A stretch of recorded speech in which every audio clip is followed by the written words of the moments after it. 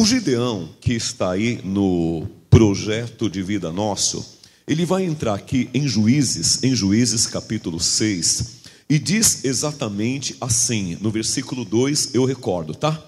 E prevalecendo a mão dos medianitas sobre Israel, fizeram os filhos de Israel para si, por causa dos medianitas, leia, as covas que estão nos montes, e as cavernas e as fortificações. Versículo 6, leia, assim Israel empobreceu muito pela presença dos medianitas. Então, uma coisa que nós pegamos aqui nessa colocação é que eles empobreceram. Então, a pobreza não condiz com o favor de Deus. A pobreza é um estado de escassez. E eu disse alguma coisa assim, não é a questão de Deus ser contra o pobre, mas sim contra a pobreza. Então eu tenho inteligência para entender, eu posso estar passando por uma escassez aonde eu não tenho lá uma moeda, mas uma coisa é minha alma ser pobre, outra coisa é eu estar passando por uma pobreza. Tem diferença? Tem. Você entende um princípio? Se você aprender que aquilo que a sua alma ama, você vai atrair. Aquilo que a sua alma ela deseja, a tendência, você está respeitando aquela situação. Então, as consequências disso que você deseja vai chegar até você. Você pode, por exemplo, com o diagnóstico falar assim, olha, o diagnóstico diz o seguinte, ó, é uma doença. Qual o segredo para essa doença desaparecer? É a sua alma não abraçar essa doença. É você simplesmente dizer, eu não sou doente, isso aqui não é meu, isso aqui não condiz com aquilo que Deus tem para mim. Então a minha alma, ela tem essa capacidade de rejeitar. E você deve analisar desta maneira, né? O Senhor, Ele me dá uma vida e Ele espera que eu me mova. Então o Gideão, quando ele se vê na caverna, ele está com gente medíocre, ele está tendo falta de tudo, ele está sendo moldado por um sofrimento. Então ele toma uma atitude assim, olha, eu não fico aqui, isso aqui é horrível, o que eu faço aqui? E aí ele sai, e você vê que enquanto ele está na caverna, Deus não vai ter com ele de jeito nenhum. Então não tem essa de você esperar muitas vezes nesse pensamento, né? Deus vai fazer algo por mim. Se você é responsável por aquela situação, Deus não vai fazer, é você que faz. E ninguém pode fazer por você. Então o Gideão aqui, ele sai para a vida. Ele saiu com Deus, saiu sozinho. Saiu com quem? Com ninguém. E quando ele aparece para a vida, então Deus aparece para ele. Porque veja bem, para desgraça, depressão, sofrimento, não precisa de Deus. A própria maldição já existe. Para mudar uma vida, então Deus ele vem. Então o Gideão, ele é interessante. E você no versículo 12, leu comigo assim, ó. Então o anjo do Senhor lhe apareceu e lhe disse, o Senhor é contigo, varão valoroso. E no versículo 13, mas Gideão lhe respondeu, Senhor meu, se o Senhor é conosco, porque tudo isso nos sobreveio, e que é feito de todas as suas maravilhas. O 14 você leu também, leia. Então o Senhor olhou para ele e disse, vai nesta tua força, e livrarás a Israel. Então vamos ver uma coisa interessante aqui, olha a característica de Gideão. Ele é um homem que ele tem tempo, ele tem espaço para Deus. Ele é um homem que ele conversa com Deus. Às vezes você vê na igreja, e até quando você fala para a pessoa assim, olha, ora, abre a boca e fala com Deus, e a pessoa não fala. Você fala para a pessoa, sobe, participa, apresenta aí o seu projeto, rapaz, pede, o Senhor disse, todo que pede, recebe, fala, a pessoa não fala. O Gideão é diferente, ele chega, está lá, De repente vem a voz, o anjo está do lado dele: o Senhor é contigo, homem valente. Ele olhou: está de brincadeira? Se é comigo a minha vida é essa encrenca.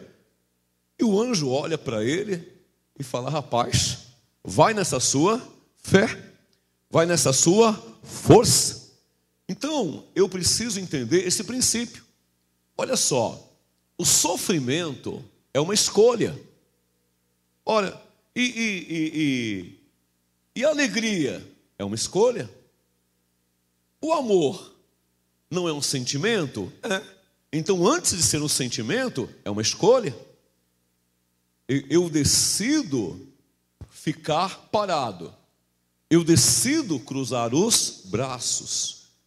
Você vê, de repente, alguém que sofreu uma decepção, uma traição, foi traída, perdeu alguma coisa, e a pessoa resolve parar a vida dela.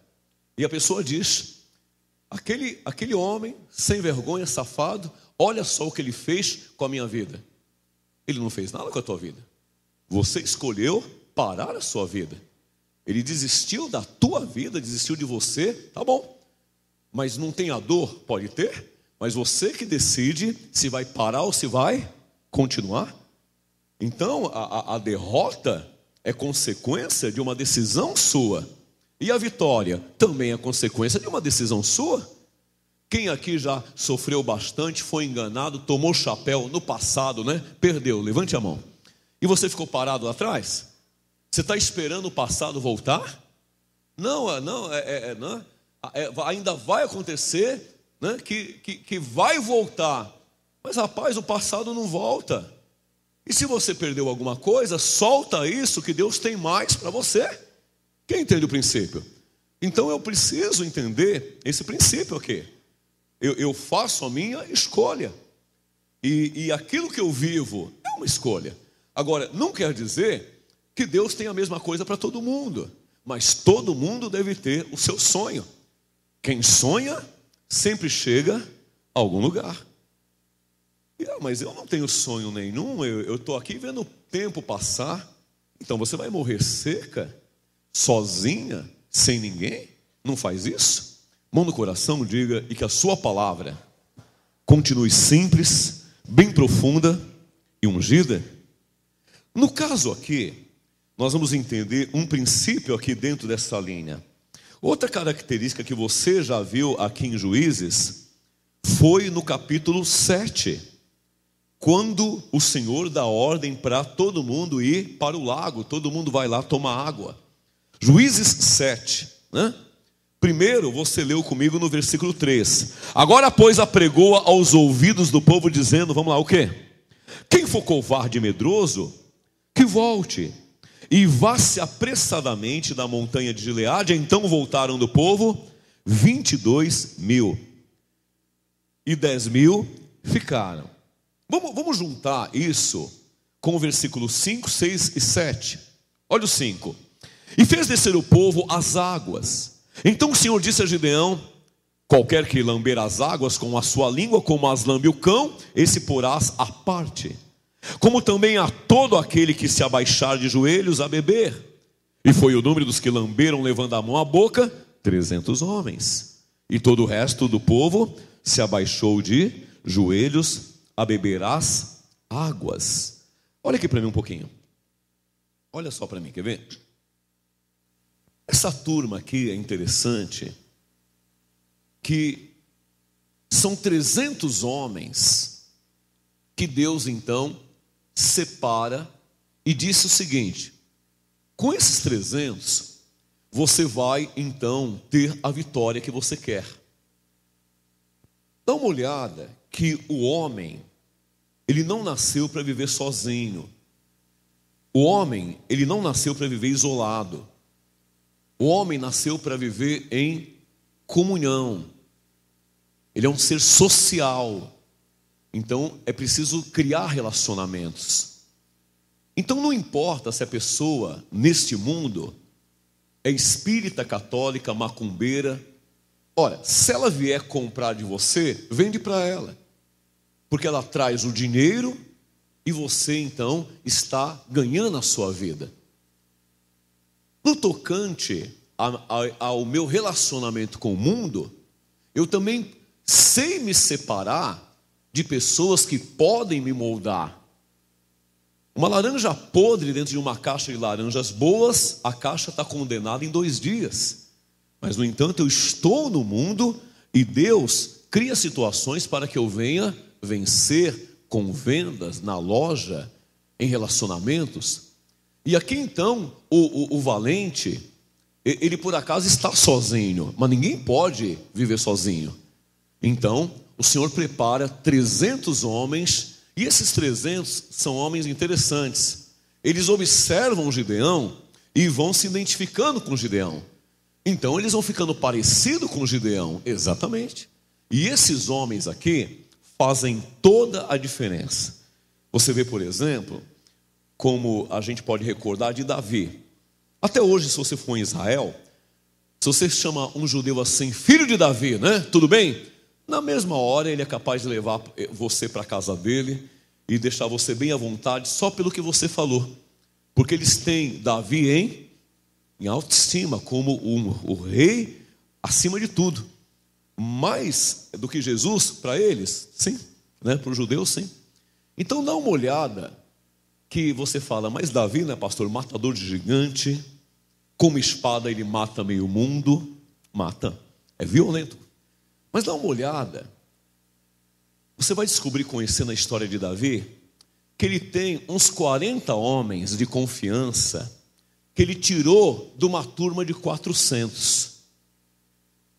Davi encontrou certa vez 400 homens perdidos, e esses homens simpatizaram com Davi. Então Davi acolheu esses homens. Desses homens, tem uns 40 que são responsáveis pela riqueza, pela grandeza do reino de Israel. Naturalmente, quando Davi vai se assentar para reinar, quem vai reinar com eles? Os 300, é uma lógica. Eu não quero ninguém podre do meu lado. Alguém que seja como nós, valente. Olha para o lado e fala, seja valente.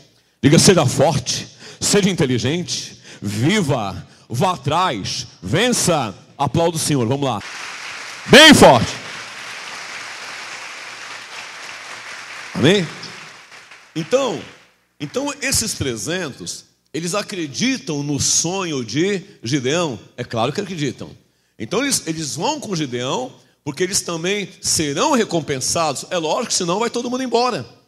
Então o Senhor, ele é exatamente dessa maneira.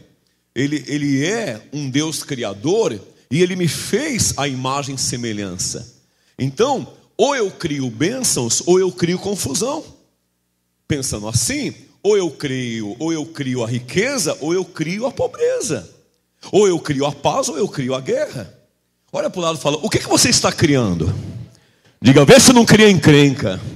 Vê se não escolhe mal e se arrependa pelo resto da vida. Se você tiver a chance de escolher, espera um pouco, pensa. Amém?